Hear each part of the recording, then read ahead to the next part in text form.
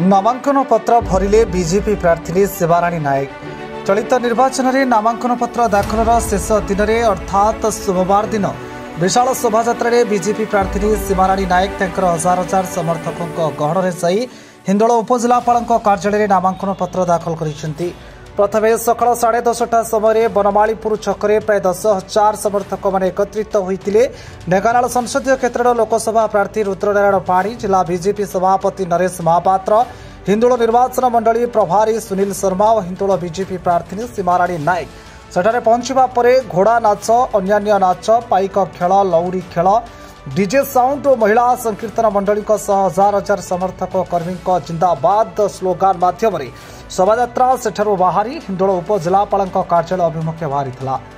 उपजिलापाल कार्यालय में पहुंचवा पर मोदी सरकार लोकाभिमुखी योजना और मोदी ग्यारंटी को विधायक प्रार्थी और लोकसभा प्रार्थी लोकमान सम्मुखें भाषण माध्यम उपस्थापन करते। विशाल जनसमागम देखि लोक माने चर्चा आलोचना करुछंती कि हिंदोल रे एथर बीजेडी गड़ भांगिबो। आज निश्चित भाव में हिंदोल जनसाधारण को मोर हार्दिक कृतज्ञता ज्ञापन करी। स्वतःप्रवृत्त भाव में जिते संख्यार आसी आम सहित सामिल होती, आम सहित आग्रह सहित चली एत बड़ खरारे आप देखते स्त्री लोक मैंने बहुत बाट 1.5 किलोमीटर 2 किलोमीटर रास्ता चली।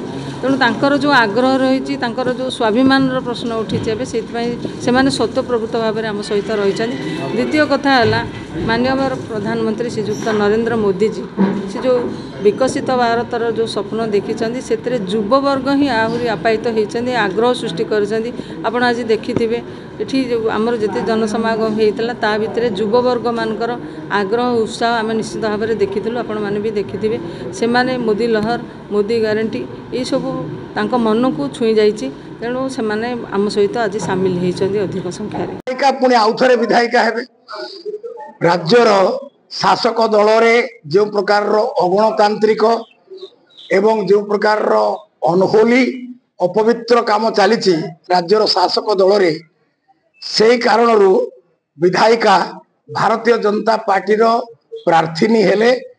भारतीय जनता पार्टी नेतृमंडली प्रधानमंत्री नरेंद्र मोदी आरंभ करी मंत्री श्री प्रधान पर्यंत समस्ते तांको राष्ट्रीय अध्यक्ष जेपी नड्डा आरंभ करी राज्य अध्यक्ष मनमोहन सामल पर्यंत समस्ते विधायिका शिवाराणी नायक को भारतीय जनता पार्टी प्रार्थी भाव में मनोनयन करिसेंती एवं षष्ठ पर्याय निर्वाचन शेष दिवस रे आज से तांकर नामांकन पत्र दाखल करिसेंती एवं तांको सहित प्राय 14,000 समर्थक आसी जो विशाल जनसमुद्र दृश्य सृष्टि कले से अनुमान करुच्ची जे तांकर विजय सुनिश्चित।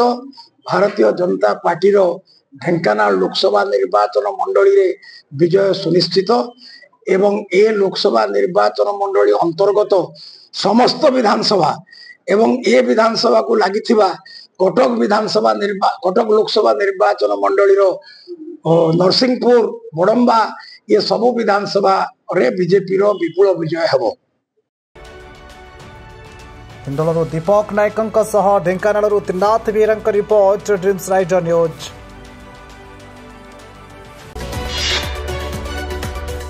आम सह प्रतिदिन जोड़ी होई रहिबा पई आम चैनल को लाइक, शेयर, सब्सक्राइब एवं फॉलो करंतु। ड्रीम्स राइडर सबु समय रे आपन को सेवा रे।